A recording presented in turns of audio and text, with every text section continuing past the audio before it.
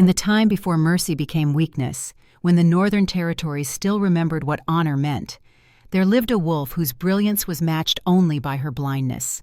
Her name was Mira Stoneheart, and she had given 10 years of her life to a king who mistook cruelty for strength. The battle that would change everything began at dawn. Frozen Creek stretched before them like a wound in the earth, its ice thick enough to bear the weight of war.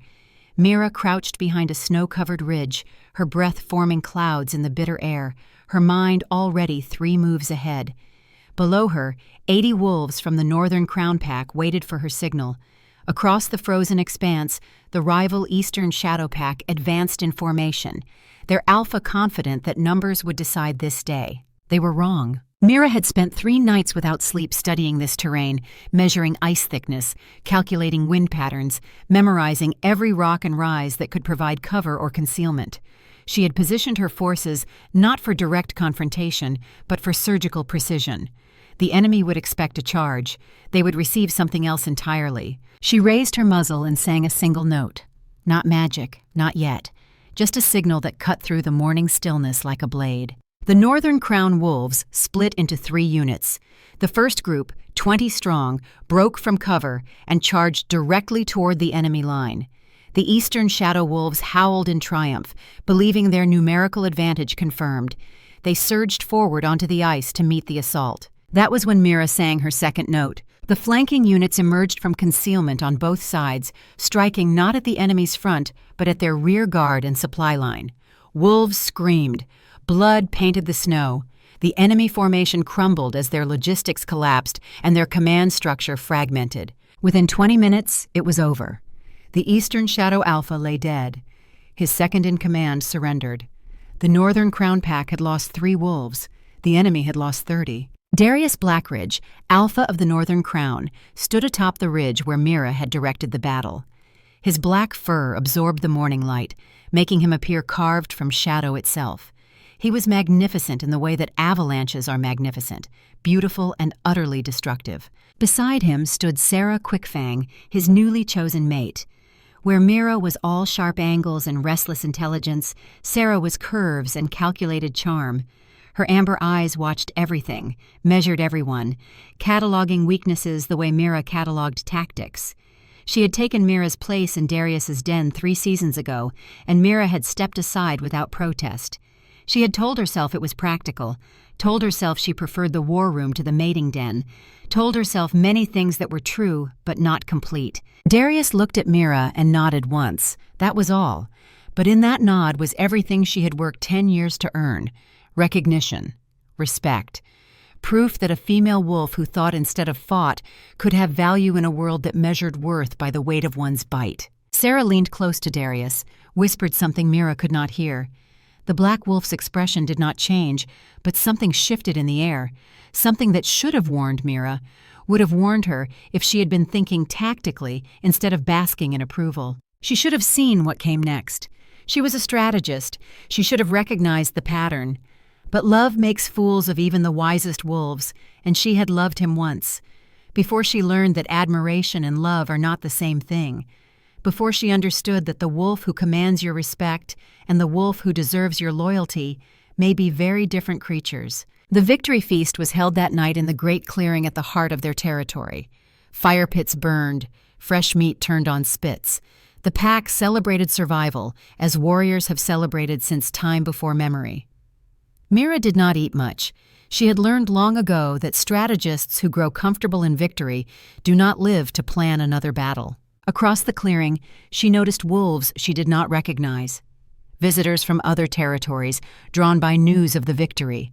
Among them was an elderly she-wolf, whose gray fur and keen eyes marked her as someone who had survived through wisdom rather than strength alone. The visitor spoke quietly with several pack members, asking questions, observing dynamics. Kieran Ironfang, the grizzled enforcer who had fought beside Mira in a dozen battles, approached her with a flask of water. "That is Vera Swiftclaw," he said quietly. "Alpha of the Eastern Ridge Pack. She comes to our victories sometimes, watches how Darius rules. Some say she looks for weaknesses to exploit. Others say she simply studies different leadership styles. She is old, that one. Has led her pack for 40 years, seen more alphas rise and fall than most wolves will ever meet. "Why is she here tonight?" Mira asked, watching the elderly alpha with tactical interest. Kieran shrugged. "She sent word weeks ago requesting permission to witness our campaign. Darius allowed it. Political courtesy between neighboring territories. But I notice she watches you as much as she watches him."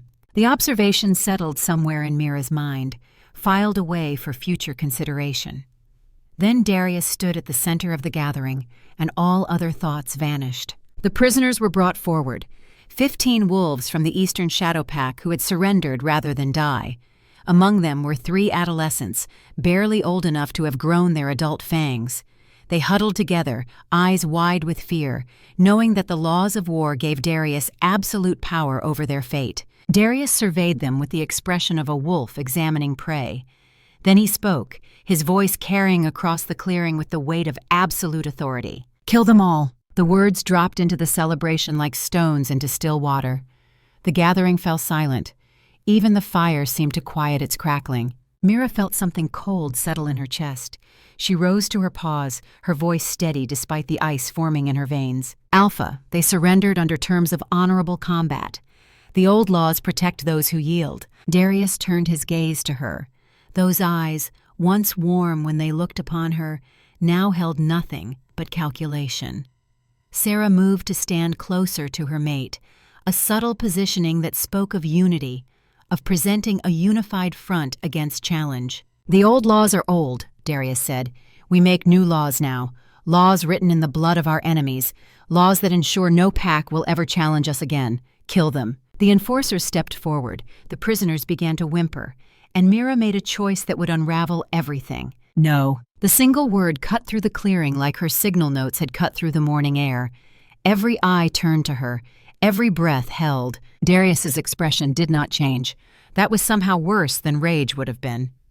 Sarah's lips curved in what might have been a smile. "Repeat that, Mira Stoneheart." She met his eyes, held them, felt the weight of 10 years of service, 10 years of victories won through her mind rather than her fangs, 10 years of believing that she was building something better than the mindless violence that had defined their kind for generations. "I said no, Alpha. I invoke the right of counsel. These prisoners surrendered in good faith. To execute them violates every principle of honorable combat.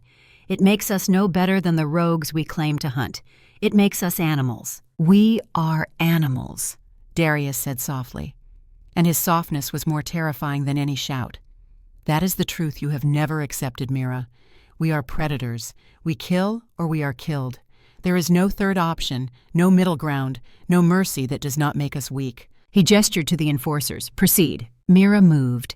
She did not think, did not plan, did not calculate odds or measure consequences. She simply placed her body between the prisoners and the enforcers, her teeth bared, her hackles raised. "You will have to go through me," she said. The clearing erupted. Some wolves howled approval of her courage. Others growled at her defiance. Most remained silent, calculating which side would emerge victorious and adjusting their loyalty accordingly. Sarah stepped forward, her voice like honey over steel. "How noble! The great tactician throws away a decade of service for enemy wolves who would kill her without hesitation if positions were reversed." "Tell us, Mira, is this sentiment or simply the arrogance of one who has never truly bled for this pack?" "I have bled," Mira said quietly. "I have planned every campaign that kept this pack fed and safe for 7 years. I have earned the right to speak." "You had that right," Sarah replied. "Past tense. The moment you placed enemy lives above pack loyalty, you forfeited everything you earned." Darius raised a paw, silencing his mate. When he spoke, his voice carried judgment that was already decided. "Then you choose to stand with them, against me, against your pack. Very well, Mira Stoneheart. Let it be known to all present that you have declared yourself traitor to the Northern Crown." What happened next occurred with the swift efficiency of a plan long prepared.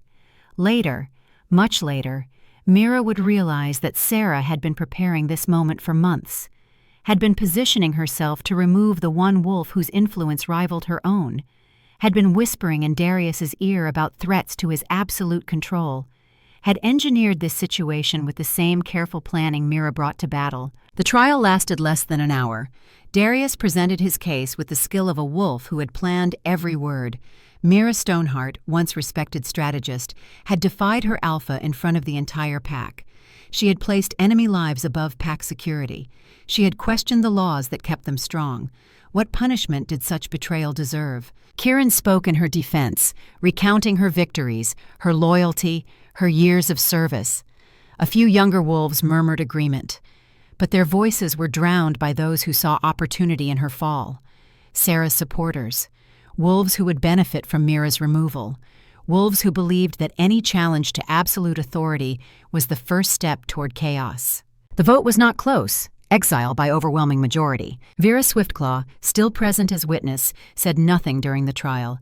But Mira caught her gaze once and saw something there. Not sympathy, not judgment, just recognition. The look of one who had seen this pattern before, this familiar shape of power consolidating itself by removing threats to its dominance. Mira stood at the center of the clearing as judgment was pronounced. She did not beg, did not plead.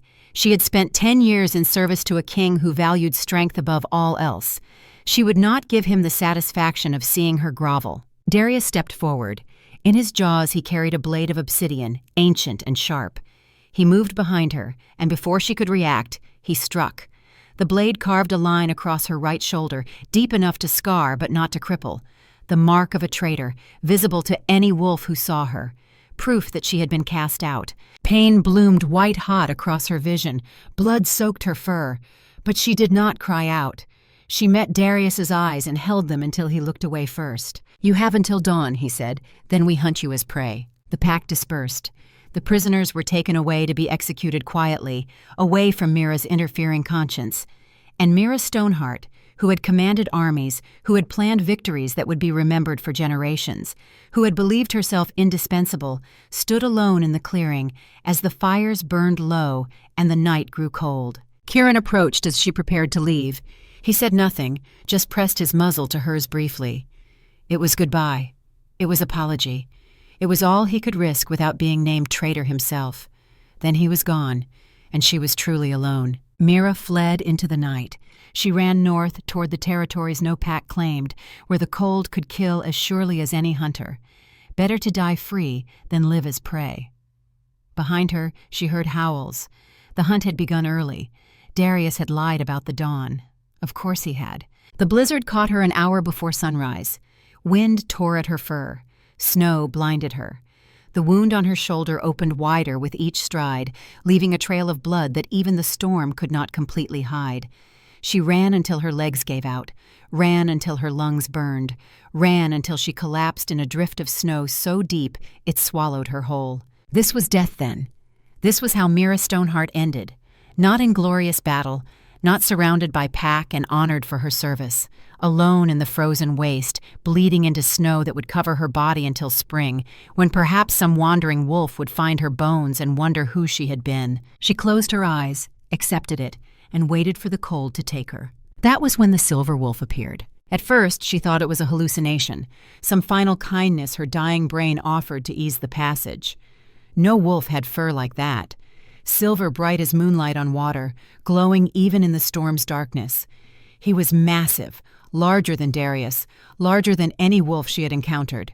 And his eyes were the color of storm clouds lit from within by lightning. He stood at the edge of her vision, barely visible through the falling snow, and he was debating. She could see it in the way he moved closer, then retreated, advanced, then withdrew. This was a being at war with itself, torn between instinct and something else, something stronger than instinct. He turned away, began to walk into the storm, and Mira felt a strange disappointment that was almost relief. Death by freezing was gentler than death by fangs. If he left, the cold would take her quickly now. It would be easier this way. But he stopped, turned back. And when he spoke, his voice was rough with disuse, the sound of stones grinding together deep underground. It was also edged with something else, command. Authority that came not from demanding obedience, but from centuries of knowing exactly what needed to be done. "You will not die here, not tonight, not on my watch." It was not a question, not a request. It was a statement of fact delivered with absolute certainty. Then he was lifting her, impossibly gentle for something so large and clearly accustomed to being obeyed, and carrying her through the storm like she weighed nothing at all.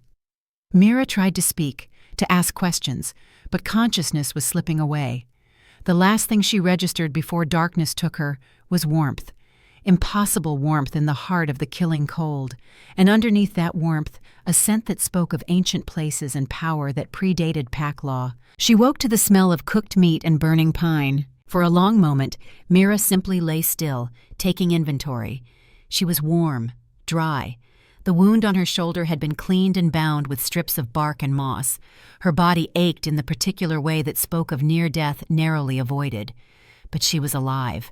Unexpectedly, impossibly alive. She opened her eyes. The cave around her was like nothing she had ever seen. Not the rough shelter that wolves sometimes claim during winter, but a true den, ancient and intentional. The walls were smooth stone carved with symbols she did not recognize. Herbs hung in bundles from the ceiling, and in the center of the space, burning in a carefully constructed ring of stones, was a fire. Wolves did not make fire. She lifted her head, ignoring the protest of muscles, and saw him. The silver wolf sat near the cave mouth, backlit by the dying storm outside. In the firelight, his fur seemed to shift between shades of silver and white and gray, never quite settling on a single color. He was watching her with those impossible eyes, his expression unreadable, but his posture that of a guardian who had appointed himself protector, whether she had agreed or not. Mira struggled to her paws. Her legs shook but held. Training took over, years of discipline pushing through pain and exhaustion. She assessed the situation with the same methodical approach she brought to every tactical problem. Unknown location, unknown wolf, unknown intentions, known facts. She was alive when she should be dead. He had saved her. But why remained unclear. The silver wolf watched her evaluation with something that might have been amusement or approval. "You are wondering if I saved you only to claim you myself," he said. His voice was clearer now, more present, carrying an edge of authority that made her instincts want to submit, even as her mind rebelled against the impulse. "I did not, but understand this from the start. You are under my protection now. That is not negotiable.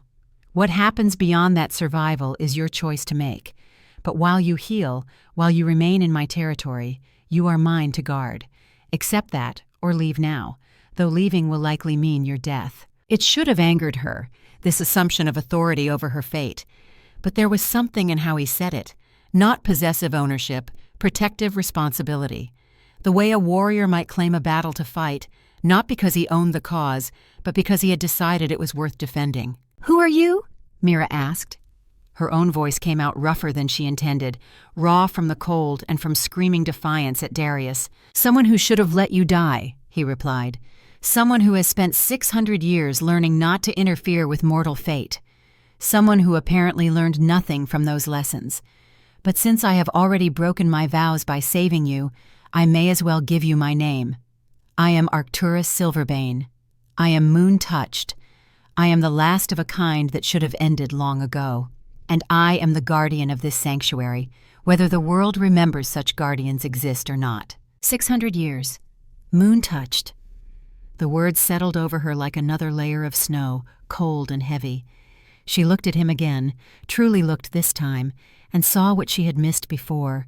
The age in his eyes, the weariness that had nothing to do with physical exhaustion and everything to do with watching centuries pass while remaining unchanged. The careful control he maintained even while helping her, as though any lapse might lead to consequences he could not afford. "You are the legends," she said. It was not a question. "I am what remains of them," he corrected. "The last moon-touched who still walks the mortal world. The last who still believes that watching matters, even when we can no longer act. Though that belief grows harder to maintain with each passing decade." "Then why save me?" Mira pressed. She needed to understand, needed to know if she had traded one form of captivity for another. Arcturus was quiet for a long moment.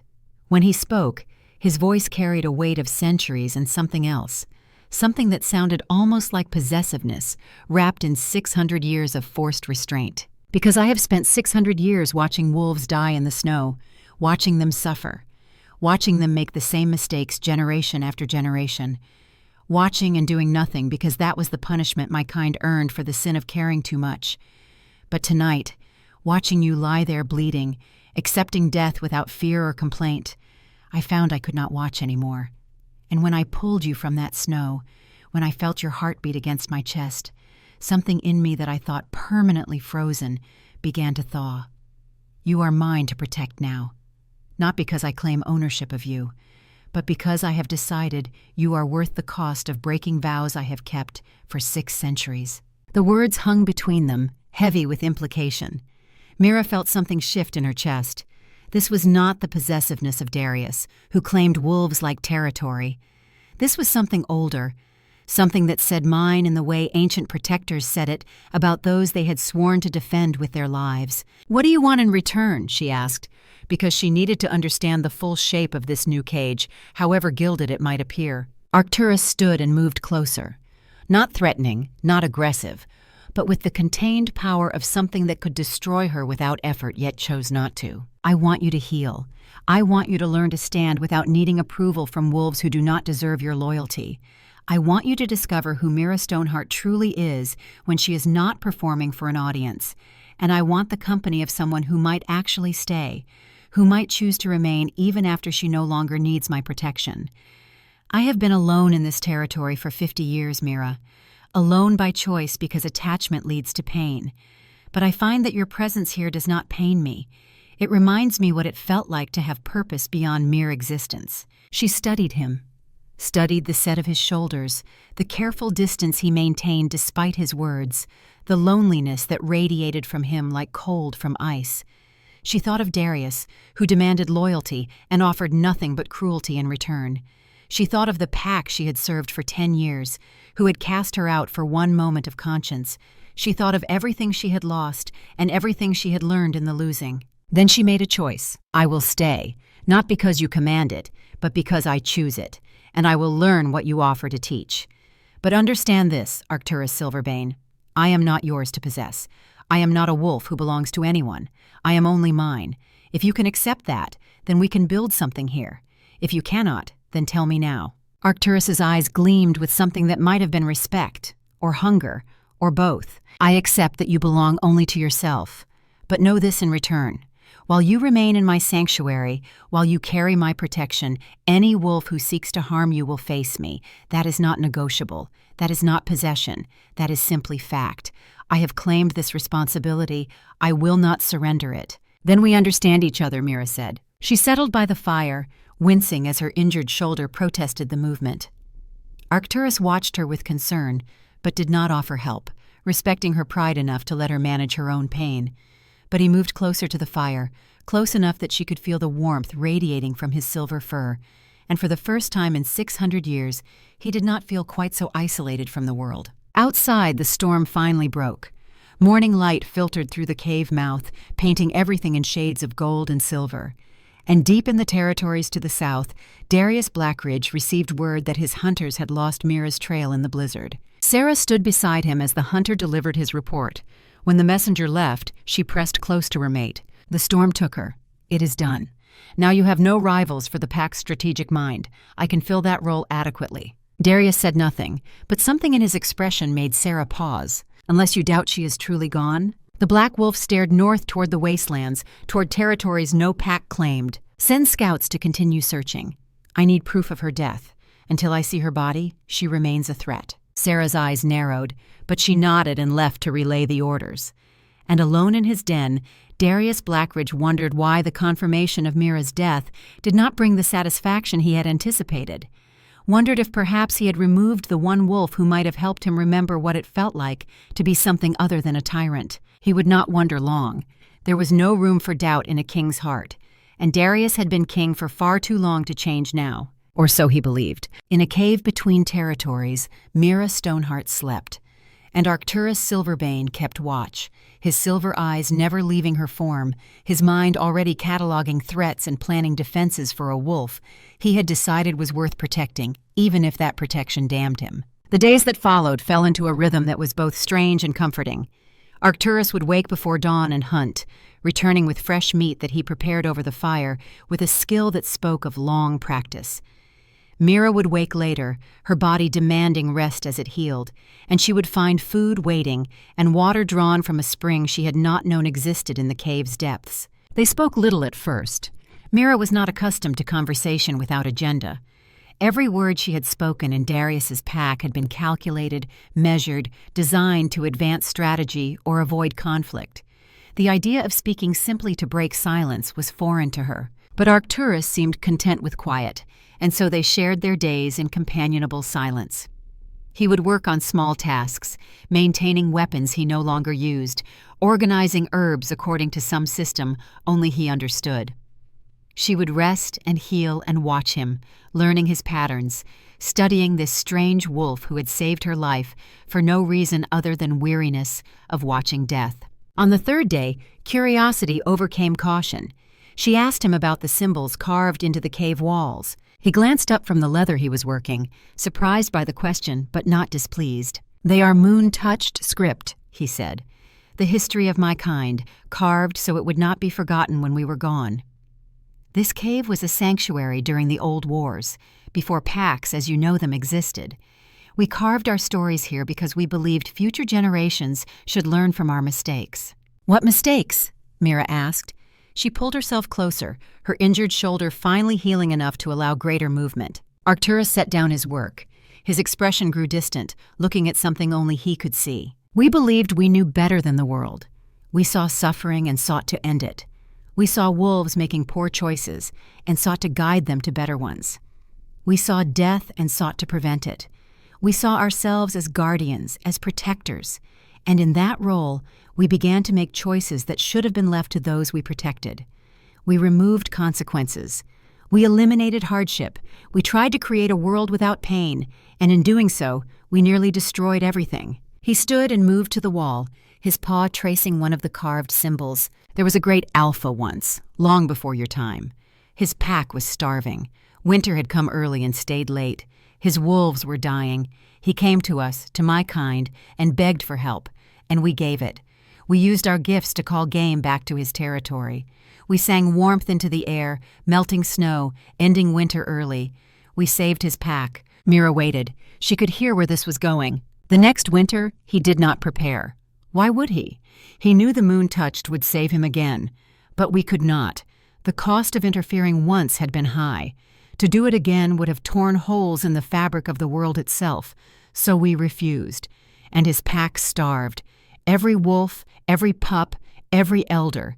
Dead because we taught them to rely on our intervention instead of their own strength. He turned back to her, and she saw pain that centuries had not dulled. We were exiled for that, cast out by the moon herself, forbidden from interfering with mortal fate, condemned to watch but never act. That is the punishment my kind carries. We must witness suffering we could end but must not. We must watch wolves make mistakes we could prevent but dare not. We exist as watchers, nothing more. And one by one, over the centuries, my kind has faded, unable to live with so much witnessed pain, unable to die while our exile continues. I am the last. I am the last because I learned to feel nothing, to care for nothing, to want nothing, until you," he added quietly, "until I pulled you from that snow and felt something I had not felt in 50 years. The desire to protect, the willingness to break every vow I have kept if that is what keeping you alive requires." Mira absorbed this in silence. Then she spoke carefully, weighing each word. "You broke your exile to save me." Arcturus met her eyes. "Yes, and I would do it again. I would break it 1,000 times if that meant you lived." The intensity in his voice, in his gaze, should have frightened her. This was a being who had lived 600 years in isolation, who claimed to feel nothing, now focusing the entirety of his considerable will on her survival. It should have felt like pressure, like possession. Instead, it felt like being seen, like being valued not for what she could provide, but simply for existing. "Thank you," she said simply, "for the exile, for the risk, for choosing me." "Do not thank me yet," Arcturus replied, but his voice had softened. "You are alive, but you are also homeless, packless, marked as traitor. The world is not kind to wolves who stand alone." "Then teach me to stand alone," Mira said. "Teach me to survive without a pack. Teach me to be something other than the strategist who served a cruel king. Teach me to be simply Mira, and let me learn who that wolf truly is." Arcturus studied her for a long moment. Then he moved closer, close enough that she could feel the heat radiating from his body, and spoke words that carried both promise and warning. "Very well. I will teach you. But know this, the training I offer is not gentle. I will push you beyond what you think you can endure. I will demand more of you than any pack ever did, and I will accept nothing less than your absolute best, not because I seek to dominate you, but because the world outside this cave will show you no mercy. If you are to survive alone, you must be harder than the cold, sharper than hunger, more relentless than any hunter. Can you accept that? Can you give me that level of trust and effort?" Mira met his storm-gray eyes and saw the truth there. This was not cruelty disguised as training. This was a warrior preparing another warrior for battle. This was someone who cared enough to demand excellence rather than accept mediocrity. "I can," she said, "and I will." "Then we begin at dawn," Arcturus said. "And I promise you this, Mira Stoneheart. When I am done training you, you will not simply survive. You will be formidable. You will be a wolf that other wolves see and think twice before challenging. You will be free in ways you never imagined possible." That night, as Mira settled into the furs Arcturus had provided, exhaustion pulled at her like an undertow. But sleep did not come immediately. Her mind kept circling back to everything that had happened: the exile, the hunt, the silver wolf who defied 6 centuries of isolation to save her. She studied him where he sat by the fire, his profile stark against the flames. There was something both terrifying and comforting about being in the presence of a being who had lived longer than her entire bloodline had existed. He carried himself with the careful control of someone who knew exactly how much damage he could do and chose restraint every moment. "Why truly?" she asked quietly. "Why break your vows for me specifically? There must have been others over the centuries, others dying alone. What made me different?" Arcturus turned to look at her, the firelight catching in his storm-gray eyes. "There were others," he admitted, "countless others. I watched them die, watched them suffer, told myself each time that intervention would create dependency, that I had learned my lesson. But tonight, when I found you, when I saw you accepting death with such quiet dignity, I realized something. I had not learned the right lesson at all. I had learned to feel nothing, to protect myself by caring for nothing. And that made me just as cruel as the wolves I watched destroy each other." He moved closer, settling near enough that she could feel the heat radiating from him. "You were not different because you were more deserving, Mira. You were different because I had finally reached the limit of what isolation can teach. I had finally accepted that existing without purpose is not survival. It is just a slower form of dying. When I pulled you from that snow, when I felt your heartbeat against my chest, I remembered what it felt like to matter, to have weight in the world beyond simple presence." The raw honesty in his words settled something in Mira's chest. This was not a guardian motivated by duty. This was a being who had chosen connection after centuries of avoiding it. That choice carried more weight than any oath. "Then I will try to be worthy of that choice," she said. "You already are," Arcturus replied. "Simply by choosing to live. Simply by being willing to discover who you are outside the roles others forced upon you." He began to sing then. Not words, just notes, a melody that seemed older than mountains. The sound filled the cave, resonating off stone walls, creating harmonics that spoke of loneliness and longing, pain and perseverance. And underneath it all, something that might have been hope. Mira closed her eyes and let the song carry her into sleep.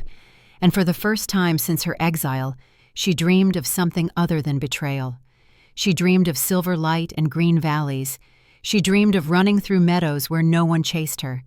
She dreamed of a future unwritten, where she belonged only to herself, but chose to share that self with a being who had waited 600 years to care again. While Mira slept, Arcturus kept watch as he had for the past 3 nights. He had not slept since finding her, could not bring himself to close his eyes while she remained vulnerable. Every sound from the forest outside sent his senses questing outward, checking for threats, ensuring no hunter had picked up their trail. He studied her sleeping form, noting how the color was already returning to her fur, how her breathing had deepened from the shallow gasps of near death to the steady rhythm of healing. The wound on her shoulder would scar, but it was closing properly.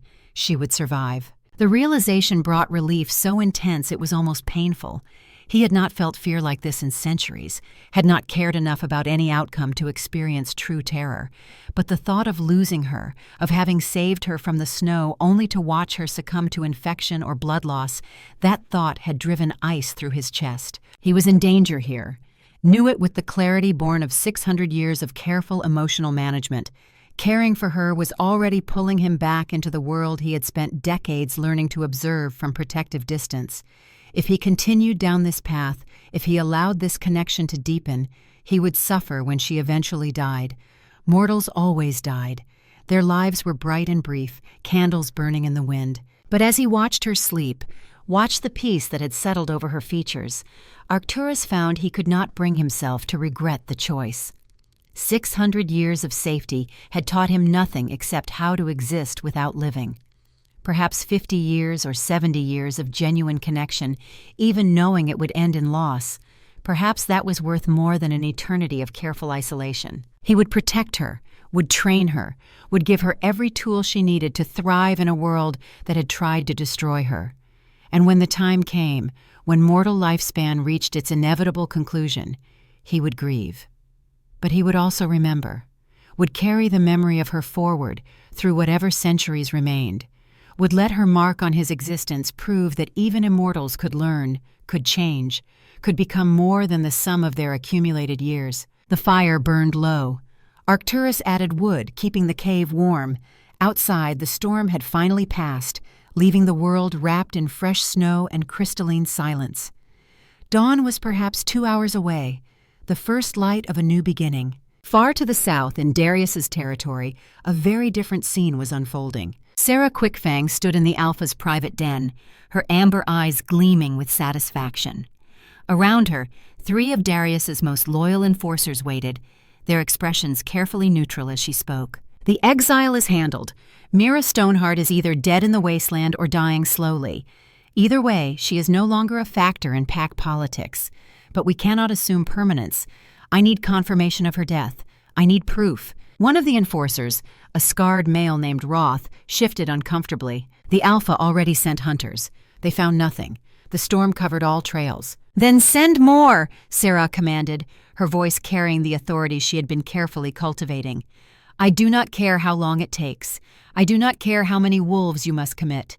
Find her body, or find evidence that no body remains to find. I will not have this matter hanging over us like an unresolved threat." The enforcers exchanged glances. Sarah was not Alpha, had no formal authority to command them, but she was mate to the Alpha, and everyone knew she had Darius's ear. Opposing her was politically dangerous. Roth nodded slowly. "We will expand the search grid, cover more territory. But if the storm truly took her, we may never find remains. Scavengers work quickly once wolves stop breathing." Sarah smiled, and it did not reach her eyes. "Then find scavengers that have fed recently. Find carrion birds circling. Find something that allows us to declare this matter closed. I have worked too hard positioning myself to have Mira's ghost undermining everything I have built." After the enforcers left, Sarah settled into the furs that had once been Mira's place. This den, this position, this power, all of it should have been hers from the beginning. She had seen the way Darius relied on Mira's tactical mind, had watched him defer to her judgment on matters of strategy, had recognized that Mira's influence was the only thing standing between Sarah and total control of the pack's direction. So she had planned, had whispered carefully crafted doubts into Darius's ear over months, had highlighted every instance where Mira questioned his methods, had framed mercy as weakness, compassion as liability, tactical brilliance as potential threat, and then she had created the perfect situation. Prisoners who surrendered, but prisoners Darius could not allow to live without appearing soft. And Mira, predictable Mira, had done exactly what Sarah anticipated, had placed herself between Darius and his commanded executions. The exile had been inevitable after that. The trial a formality, the sentence exactly what Sarah had maneuvered toward. And now, with Mira gone, Sarah could focus on the real work, consolidating power, shaping Darius into the king she needed him to be, building an empire that would span territories and crush any pack that dared resist. Darius entered the den, his expression weary. 30 years of rule had worn grooves into his features, turned his eyes cold. But Sarah knew how to manage him, knew when to support his cruelty and when to soften his edges just enough to keep inner circle loyalty. "The hunters found nothing?" he asked without preamble. "Nothing," Sarah confirmed. "The storm covered everything. But I have ordered expanded searches. We will have confirmation soon." Darius nodded and settled beside her, his massive body radiating heat. "Good. I need to know she is truly gone. Need to know she cannot return as some kind of martyr figure for the weak-minded." "She is gone," Sarah soothed. "And even if by some miracle she survived, she is broken, homeless, alone. No pack will take in an exile marked as traitor. She is no threat to you." But Darius did not look convinced. And that night, as Sarah pretended to sleep, she heard him rise and pace to the den entrance, staring north toward the wasteland where Mira had vanished. Whatever connection they had once shared, whatever history bound them, it had not been completely severed by exile. Some part of Darius still reached toward the wolf he had cast out. Sarah would need to ensure that connection died completely, would need to make certain that when Darius thought of Mira, he thought only of betrayal, never of loss. She was already planning her next moves, but miles to the north, in a cave protected by ancient wards, Mira Stoneheart slept peacefully. And beside her, a silver wolf who had broken 6 centuries of isolation stood guard, his storm-gray eyes watching the entrance, his entire being focused on one purpose: protecting the wolf who had reminded him what it meant to live. The future stretched before them like fresh snow, unmarked and full of possibility. They did not know that other wolves were already whispering, did not know that Vera Swiftclaw had returned to her territory with stories of Darius's trial, of his willingness to execute surrendered enemies, of his casual cruelty toward a wolf who had served faithfully for a decade. Did not know that seeds of doubt were being planted in packs across the territories, seeds that would grow into questions about whether Darius's way was truly the only way, whether strength required cruelty, or whether different paths existed. They knew only this: they were no longer alone. And for 2 wolves who had lived too long in isolation, that was enough to begin with. The real work would start tomorrow. Training would begin, skills would be learned, bonds would deepen. But tonight, they had warmth and safety, and the beginning of something that might, with time and care and courage, become trust. And trust, as any tactician knows, is the foundation upon which all victories are built. The first snow of true winter came on the morning Kieran Ironfang arrived at the cave. Mira saw him before he reached the wards. She had been practicing the tracking techniques Arcturus taught her, learning to read the forest's language written in bent grass and disturbed earth. The prints in the fresh snow were unmistakable. Large, deliberate, the stride of a wolf who had fought in too many battles to waste energy on unnecessary speed. She recognized those prints, had fought beside the wolf who made them for 7 years. Arcturus materialized beside her without sound, his silver fur blending into the snow-covered landscape until he was nearly invisible. When he saw the approaching wolf, his entire posture shifted, not aggressive, but protective. Possessive in the way ancient guardians became when their territory was approached by potential threats. "Stay behind me," he said quietly. His voice carried that edge of command she had learned meant he would brook no argument on matters of her safety. "I know him," Mira protested. "Kieran would not hurt me." "You knew Darius too," Arcturus replied, "and he left you to die in the snow. Until I determine this wolf's intentions, you stay where I can protect you." There was no malice in his tone, just absolute certainty. Mira recognized the futility of arguing and positioned herself as requested, though she made sure Arcturus knew by her expression that they would discuss his high-handed protective instincts later. Kieran stopped 10 paces away, his eyes widening as he took in the silver wolf. He had clearly expected to find Mira alone, perhaps barely surviving.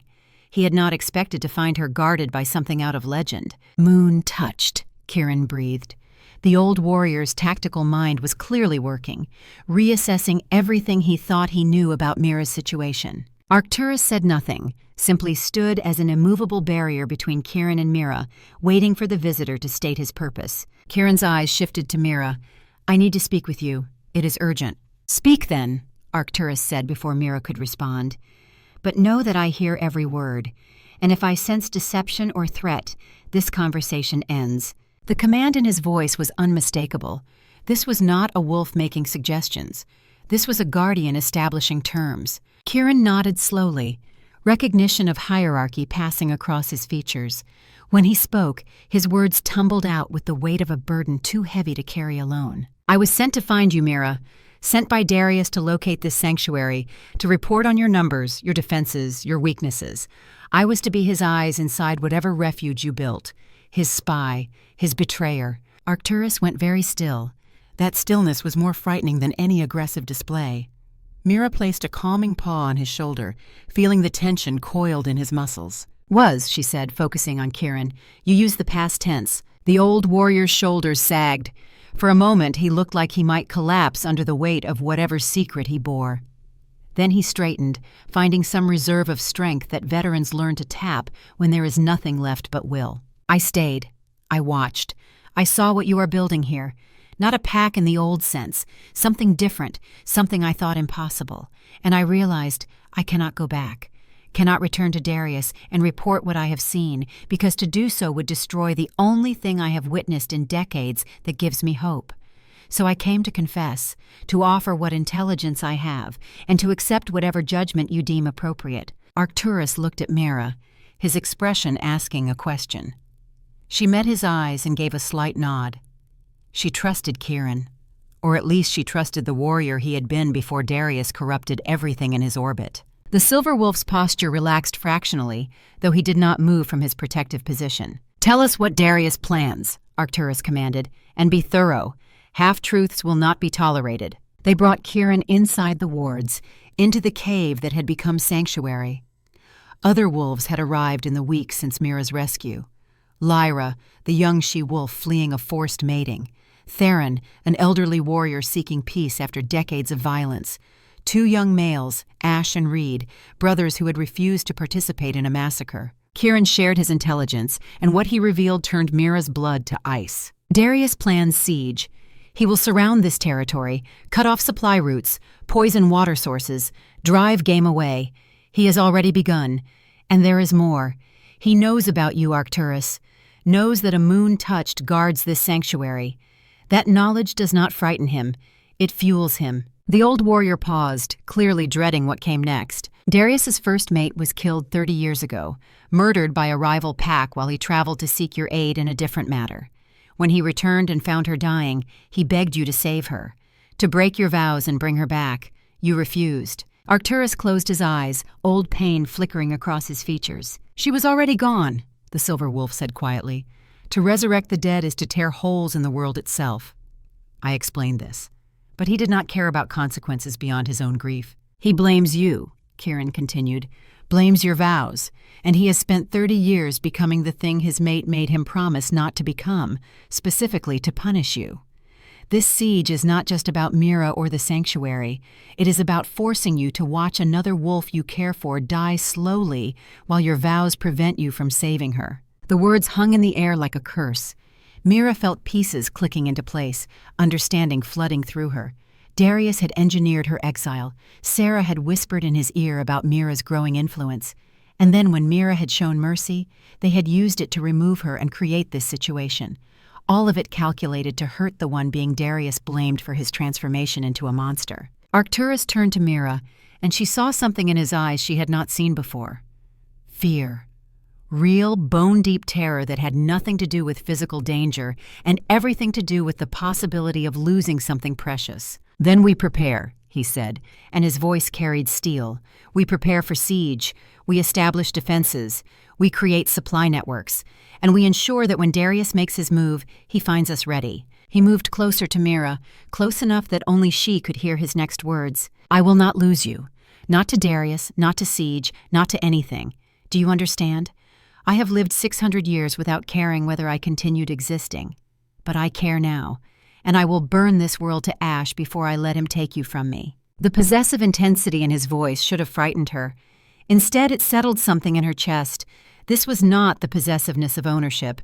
This was the ferocity of a protector who had finally found something worth protecting with everything he had. "I understand," she said quietly, "and I will not make it easy for him. We will fight this together." Arcturus held her gaze for a moment longer, then nodded and turned back to address the sanctuary wolves. The preparation began that day with ruthless efficiency. Mira organized defensive layers with the precision of a tactician who understood that survival depended on preparation. 3-tier defense: forward scouts to monitor enemy movement, supply caches hidden throughout the territory, fallback positions if the main cave became untenable. Kieran trained defensive units, his 45 years of combat experience invaluable.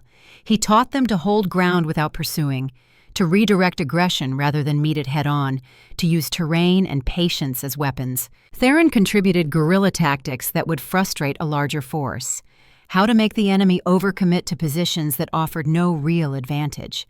How to appear weak when strong, chaotic when organized. And Arcturus, despite his vows, contributed knowledge that predated pack warfare itself. He showed them how to read wolf psychology, how to turn an enemy's expectations against them, how to make every small victory costly enough to accumulate into strategic defeat. Through it all, Mira felt his presence like a constant warmth at her back. He never left her unguarded, never allowed her to take risks he had not first evaluated. His protectiveness should have chafed. Instead, she found it comforting, found that having someone who valued her survival as much as she valued her principles was not weakness, but strength. The weeks became months, winter deepened, and Darius's pressure increased with systematic precision. Water sources were poisoned with substances that would sicken over time. Game was driven away by coordinated hunting parties. Supply runs faced harassment from wolves who struck fast and retreated before sanctuary forces could respond. The sanctuary adapted. They dug deeper wells. They hunted smaller, more numerous prey. They rationed carefully and ensured fairness in distribution. But the pressure wore on them all, and it was during the darkest part of winter that the bear came. Mira was leading a supply run with Lyra and 2 others when they found the massive tracks. Fresh prints in the snow, each one large enough to swallow a wolf's paw twice over. The stride was purposeful. This was a bear hunting, not wandering. They should have retreated, should have abandoned the supply cache they had worked weeks to establish. But that cache was critical. Without it, the sanctuary would face true starvation. They found the bear at the cache site. It was enormous, white fur blending into snow until it moved. Then all that registered was size and teeth and claws that could disembowel a wolf with a casual swipe. The bear saw them, rose to full height, and charged. One of the young wolves panicked, broke formation, ran. The bear's instincts took over. It pursued, caught him, killed him with a single bite. Lyra screamed, lunged forward. The bear turned on her, and Mira knew with absolute certainty she was about to watch the young she-wolf die. She did not think, did not plan. She opened her mouth and sang. The sound that emerged was raw, unformed, instinctive, but it carried power. The snow around them began to vibrate. The air thickened. The bear stopped mid-charge, its small eyes fixing on Mira. And for a moment, wolf and bear existed in a space outside normal reality, connected by something older than either species. Mira sang of boundaries, sang of territory shared but respected, sang of the ancient understanding between predators. She sang until her throat burned, until blood filled her mouth, until darkness crept at the edges of her vision. She poured everything into that song, and the bear listened. When the song ended, when Mira collapsed gasping, the bear stood very still. Then it lowered itself to all fours, took the dead wolf as its right, and left Lyra alive, left the cache intact. Mira tried to stand and could not. The world spun. She tasted copper and something else, something that spoke of essence spent beyond what should have been possible. Then Arcturus was there, though she had not seen him approach. He lifted her with a gentleness that belied his terror. "You should not have been able to do that," he said as he ran, carrying her back toward the cave. "That was song-weaving. Moon-touched art. How did you channel that much force?" Mira tried to answer, but darkness claimed her first. She woke 3 days later to find Arcturus sitting vigil beside her. When he saw her eyes open, relief flooded his features so completely it transformed him. "You have a white streak in your hair now," he said, his voice rough with emotion. "Along your jaw. That is life force spent beyond sustainable limits. You aged yourself, Mira, shortened your life. For a song." "How much?" she whispered. "Years, certainly. Decades, possibly. Song weaving demands payment. What you did untrained should have killed you. That you survived means you have natural capacity beyond anything I have seen in 600 years. But if you do this again without proper training, you will burn through your life like dry wood in fire." His paw touched her face with infinite gentleness. "I cannot lose you. Do you understand? I have lived through the death of everyone I ever cared for. I have watched civilizations rise and fall. I have endured 6 centuries of isolation. But the thought of losing you breaks something in me I did not know could still break. So you will let me teach you properly. You will learn control. You will promise me you will not throw your life away." It was not a request. It was a command born of desperation. "I promise," Mira said. "Teach me." "But Arcturus, understand this. I would make that same choice again. Lyra is alive because I acted. That matters." His expression softened. "I know. That is why I love you." The words hung between them, unplanned, undeniable. Arcturus looked as surprised as she felt. "I do," he said quietly. "I love you. I have loved you since I pulled you from the snow. I have loved you through watching you become more than you knew you could be, and I am terrified of losing you." Mira reached up and placed her paw over his. "Then teach me to stay alive. Teach me to use this gift properly." "And Arcturus, I think I love you too. I did not know I was capable of it anymore after Darius, but I do." Something shifted between them then, some barrier that had existed since the beginning, some final wall of restraint, crumbled. The training that followed was intensive. Arcturus taught her song-weaving theory, showed her how to feel the currents of life force, how to measure cost before paying it, how to use minimum power for maximum effect. "Every song is a choice," he explained, "between leaving the world as it is or spending yourself to change it. You must learn to feel the cost without surrendering to the euphoria of power." They practiced for weeks, small songs, encouraging plants to grow, calming frightened prey. Nothing that required great expenditure. Learning control, learning measure. And through it all, something else grew between them. Late nights by the fire reviewing tactics gradually became less about strategy and more about sharing histories. Touching became more frequent, more intentional. The space between them charged with possibility neither was quite ready to act on. Until Rowan Nightfang arrived. He came alone, under a white flag, requesting safe passage to speak with Mira. Kiran vouched for him, explained that Darius's nephew was known for honor even when serving a dishonorable king. When Arcturus learned of the visitor's identity, his reaction was immediate and visceral. "Darius's nephew. Here. Alone. Seeking you." The Silver Wolf's voice held an edge Mira had never heard before. Possessive. Territorial. "No." Mira placed a calming paw on his shoulder. "We should hear what he has to say. Information is valuable." Arcturus turned to her, his storm-gray eyes intense. "He comes to offer you political mating. I can sense it, can smell it on the wind, and I will not permit it." The command in his voice was absolute. This was not suggestion. This was a guardian who had claimed responsibility for her well-being, declaring what would and would not be allowed. Mira felt a flare of irritation at the presumption, but also something else, something that recognized the fear beneath the command. He was terrified of losing her. "Then come with me when I meet him," she said gently. "Stand beside me. Let him see that I am already claimed, not as property, but as someone who has chosen her protector." Arcturus studied her for a long moment, then nodded slowly. They met Rowan at the boundary of the wards.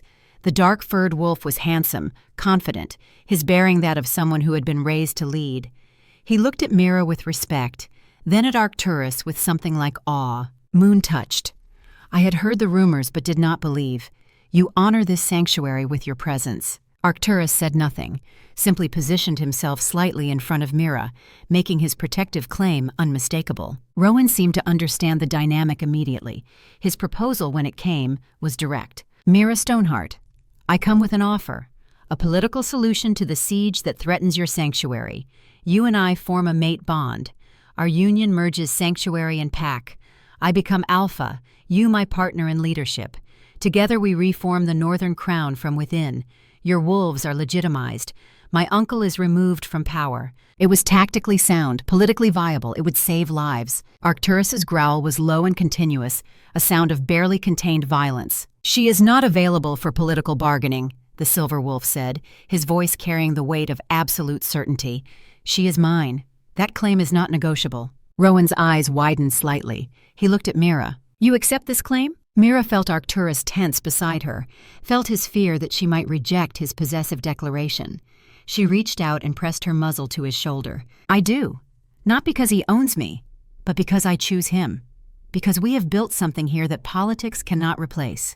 Your offer is generous, Rowan, but I will not mate for strategy. Not anymore." Rowan studied them both, then nodded slowly. "I understand, and I respect it. When internal rebellion rises against my uncle, I will send word.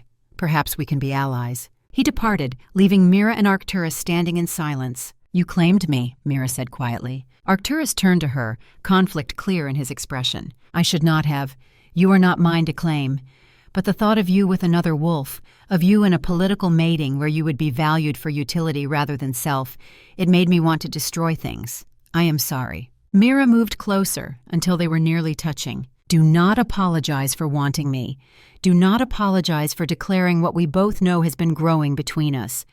But Arcturus, if you claim me, you claim all of me. My choices, my autonomy, my right to decide my own path. Can you accept that? Can you be the protector who guards without controlling?" He looked at her with those ancient eyes, and she saw war raging within him. 600 years of isolation teaching him to need nothing, warring with newly awakened feelings that demanded everything. "I will try," he said finally. "I will try to be what you need rather than what my instincts demand. But know this, I am possessive. I am territorial. I am a being who has existed for centuries with nothing to lose, and now I have you to lose. That makes me dangerous. That makes me willing to violate every principle I have held if it means keeping you safe." "Then be dangerous for me," Mira said. "Be possessive, be territorial, but direct all of that fierce protection outward at threats, not inward at controlling me. Can you do that?" "I will," Arcturus said. "For you, I will learn." Something fundamental shifted between them that day. The acknowledgement of what they were becoming to each other, the acceptance of claims that bound without imprisoning. A week later, as preparations for the Shadow Pass trial began, Mira found herself increasingly aware of Arcturus, of how his presence made her feel safe, of how his touch sent heat through her body, of how she wanted more than the careful restraint they had been maintaining. The night before the trial, as they sat by the fire reviewing what she might face, Mira made a decision. "If I do not return from the Shadow Pass," she said quietly, "if the trial kills me, I want you to know something." "You will return," Arcturus interrupted. "I will not accept any other outcome." "But if I do not," Mira continued, ignoring his protest, "I want you to know that these months with you have been the first time in my life I have felt truly valued, truly seen, and I want you to know that I love you, not with the blind admiration I once gave Darius, but with full knowledge of who you are, what you have done, what you struggle with. I love all of it." Arcturus looked at her, his expression raw. "You will survive the trial, and when you return, I will show you exactly how much I love you in return." The promise in his voice was unmistakable, and Mira felt heat flood through her. "Why wait?" she asked softly. "Why not show me now? Why not claim me completely so that if the worst happens, we at least had this?" Arcturus went very still. "You are certain? Once we cross that line, there is no going back. I am not a wolf who mates casually. If I claim you tonight, you become mine in every sense, and I become yours. That bond is permanent, sacred. Are you truly ready for that?" Mira stood and moved to him, pressing her body against his silver fur. "I am ready. I choose this. I choose you. Now claim me, Arcturus Silverbane. Make me yours as I make you mine." What happened next was both tender and fierce. Arcturus, who had denied himself touch for 50 years, who had isolated himself from all connection, gave himself to her with an intensity that left them both shaking. And Mira, who had never known what it meant to be claimed by someone who truly valued her, discovered that surrender to the right wolf was not weakness but the greatest strength. They came together in the firelight, their bodies fitting as though designed for each other. And when it was done, when they lay tangled together in the furs, both breathing hard, Arcturus spoke words against her fur. "You are mine now, in every way that matters, and I am yours.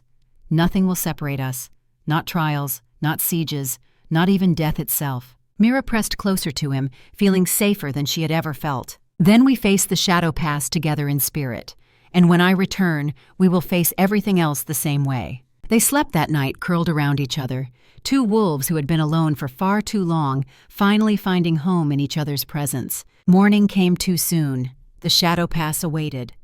But Mira walked toward it with certainty she had not possessed before. She was claimed, she was loved, she was valued, and that gave her strength to face anything. The trial itself was every bit as brutal as Arcturus had warned. The darkness showed her every failure, every moment of complicity, every choice she regretted. It showed her Darius's backstory, his transformation from loving mate to cruel tyrant. It asked her to understand without forgiving. And she did. She faced every truth, accepted every failure, acknowledged her part in enabling cruelty while choosing to be better going forward. When she emerged from the shadow pass, silver threads ran through her fur and a moon crescent glowed on her chest. She had been tested, she had faced truth, she had survived. Arcturus was there, had clearly been waiting without moving for the entire day. When he saw her, saw the mark, relief and pride and love flooded his features. "You did it," he breathed. "You walked through shadow and emerged moon-marked." Mira moved toward him, exhausted but certain. She had promised herself something when she entered the pass, had promised that when she emerged, she would stop holding back. She closed the distance and kissed him. It was not their first kiss. They had shared many in the night they had claimed each other. But this was different. This was acknowledgement before the world.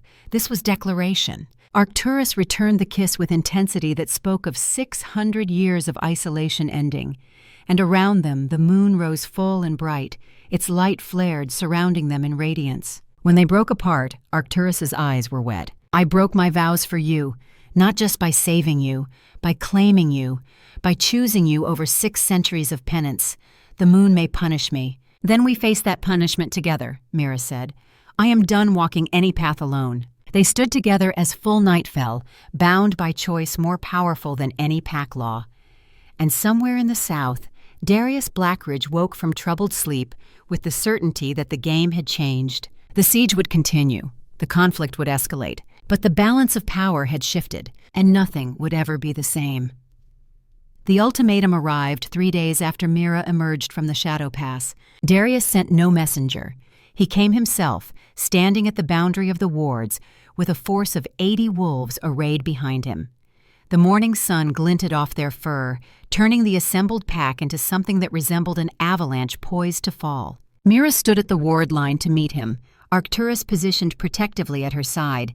The silver wolf's entire posture radiated barely controlled violence.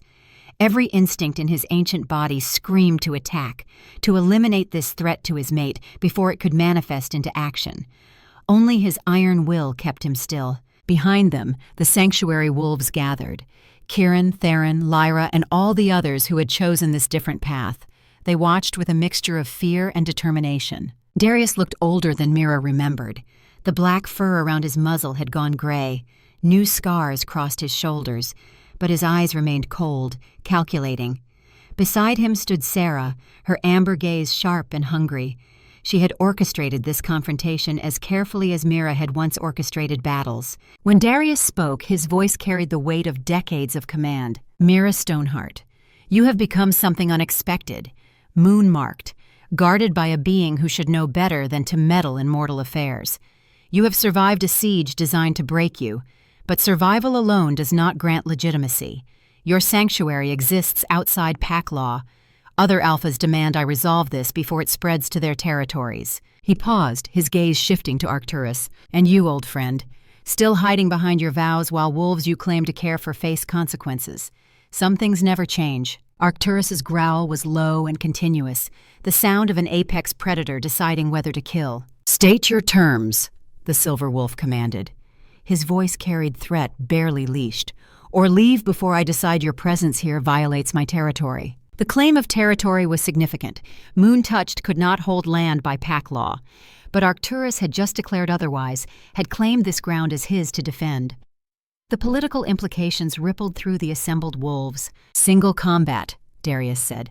"Mira and I. To submission or death, witnessed by all regional packs. If she wins, I recognize her sanctuary as sovereign.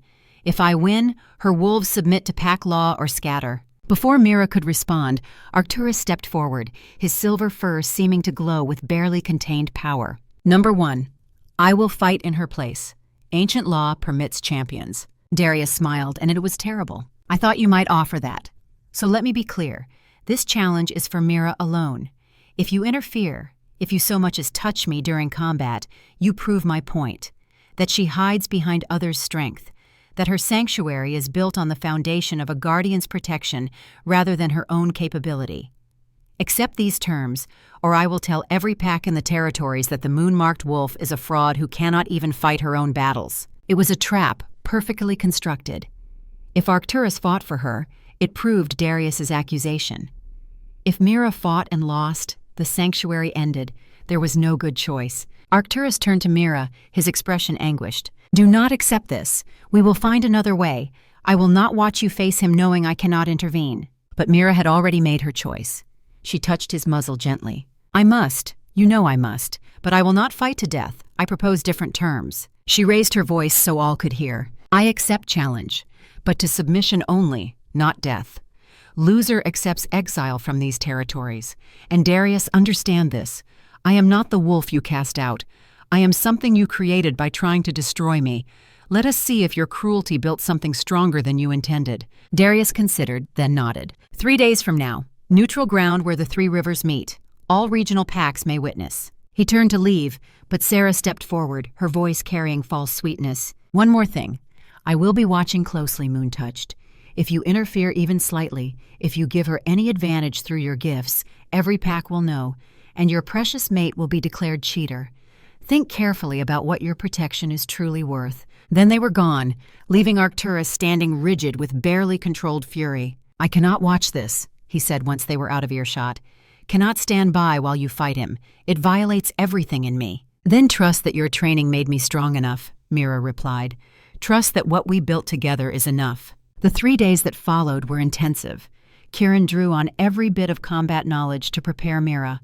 Theron contributed guerrilla thinking, and Arcturus, despite his terror, taught her song-weaving combat applications. Use minimum power for maximum effect, he instructed. A note that makes ice slick beneath his paws. A sound that disorients for a critical second. But Mira, every song ages you. Choose carefully. The nights were harder. Arcturus held her with desperate intensity, as though memorizing every detail in case the worst happened. If he kills you, I will end him, the silver wolf whispered on the final night. Vows be damned, ancient laws be damned, I will not let your death go unanswered. If I die, you will honor me by continuing what we started, Mira replied. You will protect the sanctuary. You will prove this vision survives its founder. I love you, Arcturus said, his voice breaking. I have loved you since I pulled you from the snow. I am terrified of losing you. Mira turned in his embrace. Then love me tonight. Love me completely.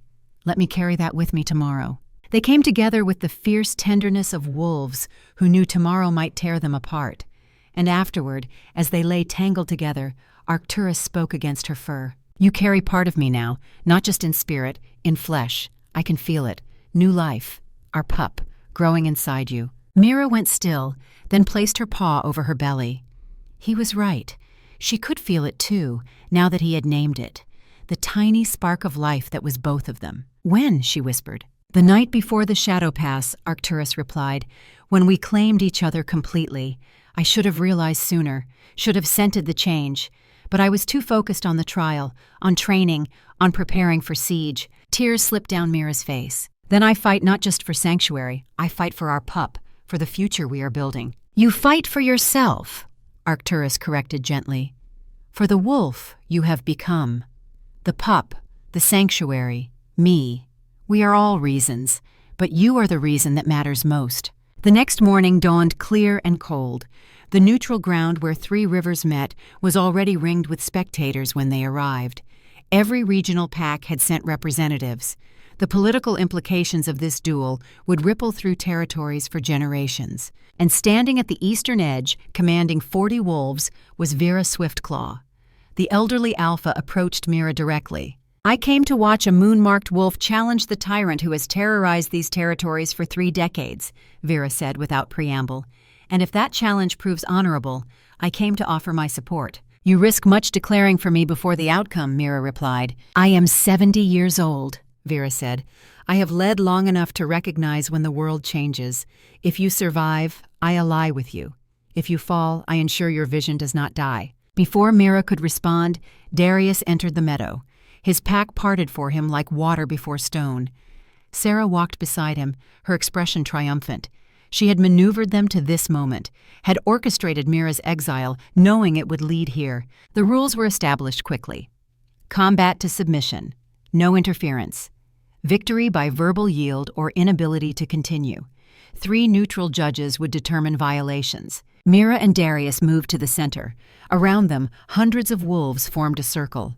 Arcturus caught Mira's eye from the edge. She saw fear there, and love, and desperate hope.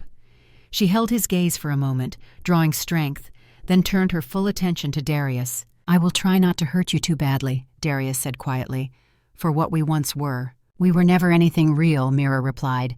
"I was a tool, you were a lesson. But I learned." Then the judges gave the signal. Darius attacked immediately, no hesitation. He was a storm of teeth and muscle and brutal efficiency. Mira dodged, using speed that came from being smaller, lighter. She did not try to match his strength. Instead, she made him chase, made him waste energy. But even in missing, Darius was terrifying. His jaws snapped where her throat had been heartbeats before. His claws raked furrows deep enough to break bone. Mira sang a single note, brief and controlled. Ice formed beneath Darius's right paw. He slipped, balance compromised. She lunged, her teeth finding the old shoulder injury Kieran had identified, biting hard enough to cause pain without permanent damage. Darius roared and turned with impossible speed. His shoulder caught Mira full in the chest, sending her tumbling. She rolled, came up gasping, felt ribs complaining. The crowd murmured. First blood to Mira, but first serious contact to Darius. The fight continued. Mira used every trick.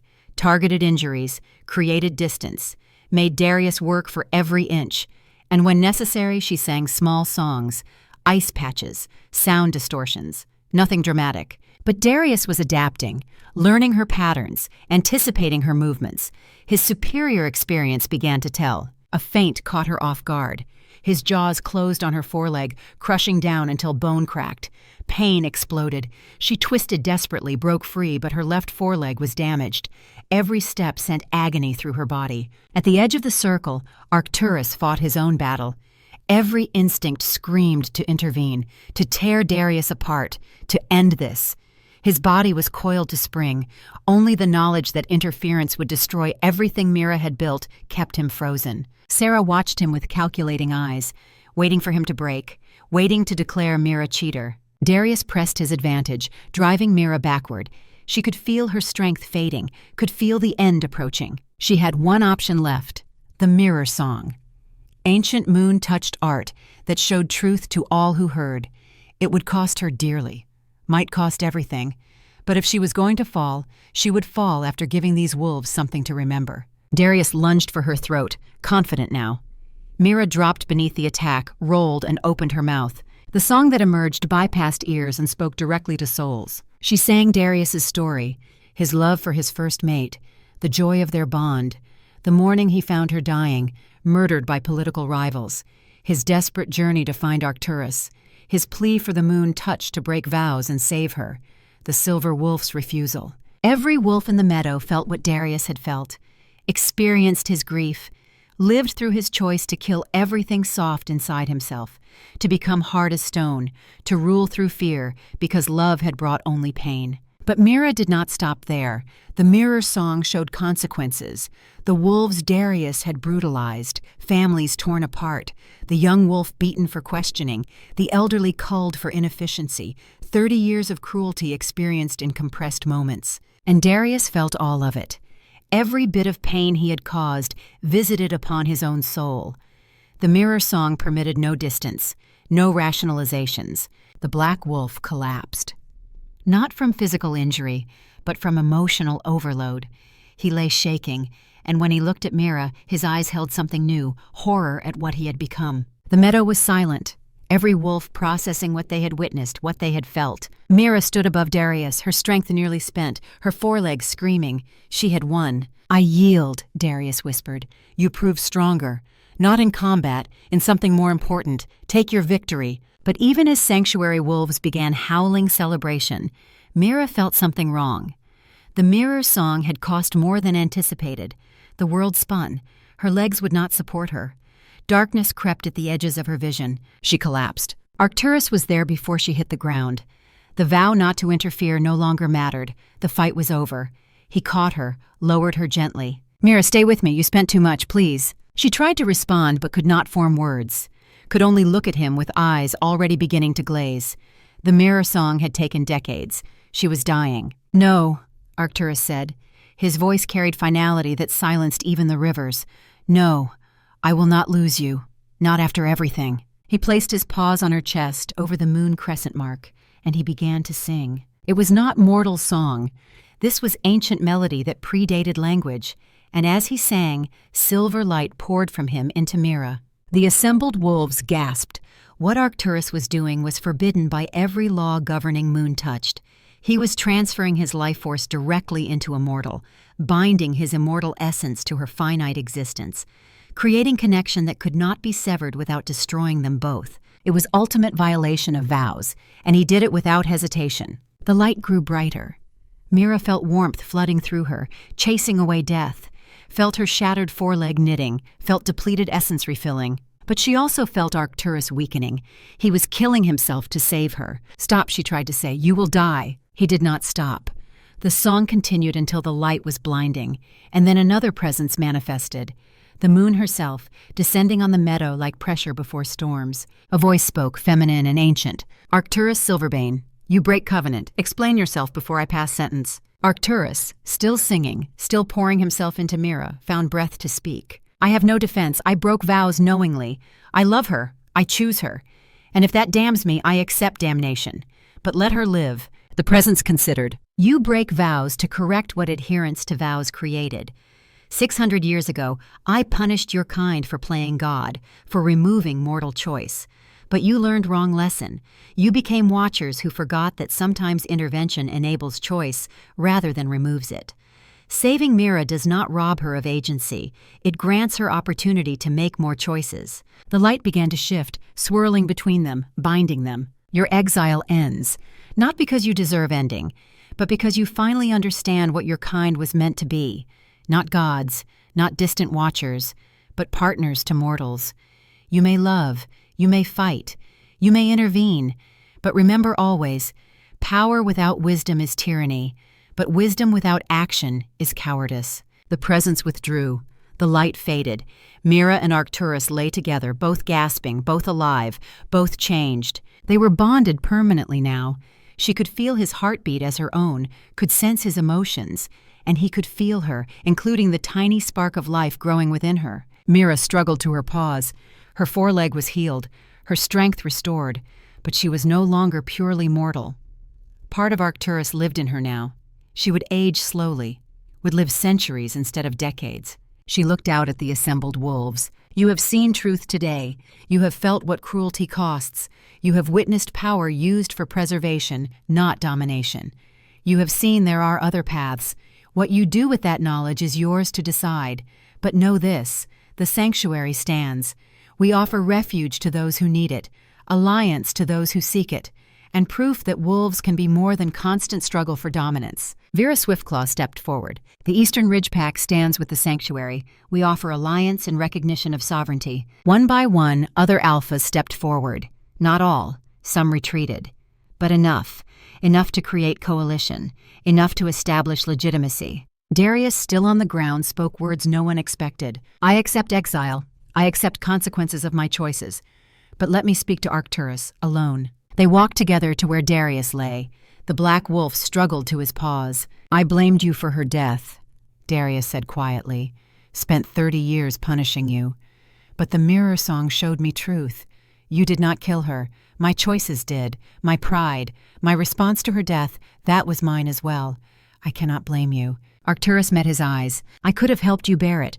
Could have stayed, offered support. I did not because I feared attachment. We were both wrong.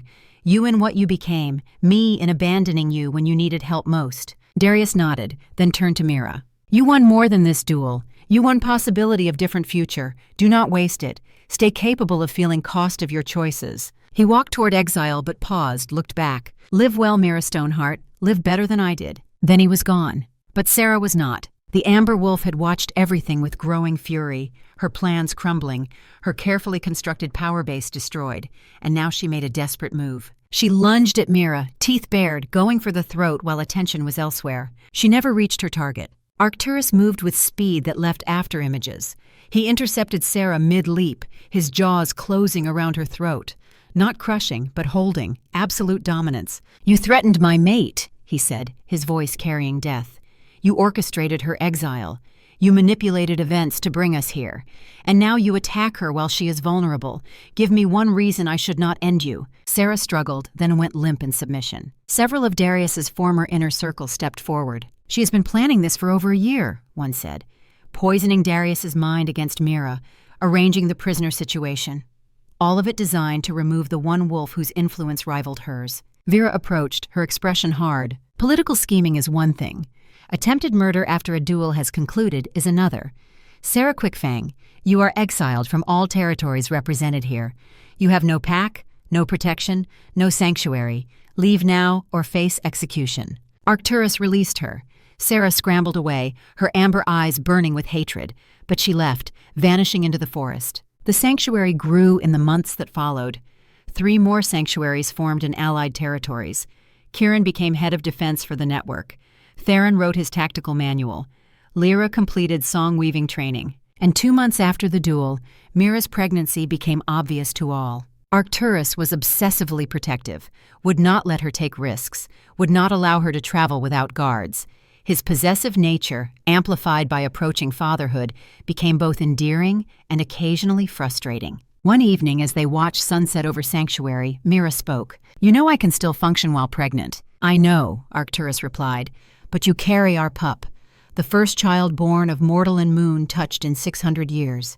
Forgive me if I am protective." She leaned into him. "I do, and I love you for it. But Arcturus, we are building something that must survive without us eventually. You cannot protect me from everything." "I can try," he said, "and I will." 3 months after the duel, the pup was born. A female with silver threading in her otherwise dark fur, eyes that shifted between storm gray and amber. She was perfect. They named her Liana, after the moon. And as Arcturus held his daughter for the first time, tears streaming down his face, Mira understood something profound. This was what they had been fighting for. Not just sanctuary, not just new ways of living, but the possibility of future, of legacy, of hope that tomorrow could be better than today. 1 year after the duel, Mira traveled to visit Darius in exile.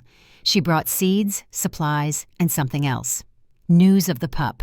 Darius, tending a small garden, looked up as she approached. "You have a daughter," Mira said, half-moon touched, first of her kind. Darius studied her for a long moment. Then something that might have been a smile crossed his features. "Then perhaps there is hope for our kind after all. New bloodlines, new possibilities, new ways of being wolf." He returned to his garden. "These seeds you sent, they are growing. Small thing, watching something grow instead of destroying. But it is a start." "That is all any of us can do," Mira said. "Start, try, learn, try again." She left him there, this wolf who had been her enemy and unwitting teacher. And she returned to Sanctuary, to Arcturus, to Liana, to the life they were building one choice at a time. The future stretched ahead, uncertain but full of possibility. Mira stood at Sanctuary edge as sun set, Arcturus beside her, Liana sleeping in the den behind them. Around them, the community settled into evening. Wolves shared food without hierarchy. Young ones played without fear. Elders told stories without concern that age made them worthless. It was not perfect, but it was real, and it was theirs. "They say revolutions are built on blood," Arcturus said quietly. "Ours was built on something harder, on choosing to change ourselves before demanding the world change." Mira leaned into him. "Then let us keep choosing. Every day. Let us keep building what we believe in. And let the future remember that once, 2 wolves stood at the edge of death and chose to live instead. Chose to love instead. Chose to create instead of destroy." The moon rose full and bright above them. Its light fell across the sanctuary like blessing. They had survived the frost. They had forged something new. And now, together with their daughter, they would see what grew from the seeds they had planted. The world was not saved, not healed, not transformed completely, but it was better than it had been. And tomorrow, it might be better still. That would have to be enough. And for two wolves who had learned to find joy in trying rather than demanding perfection, it was more than enough. It was everything.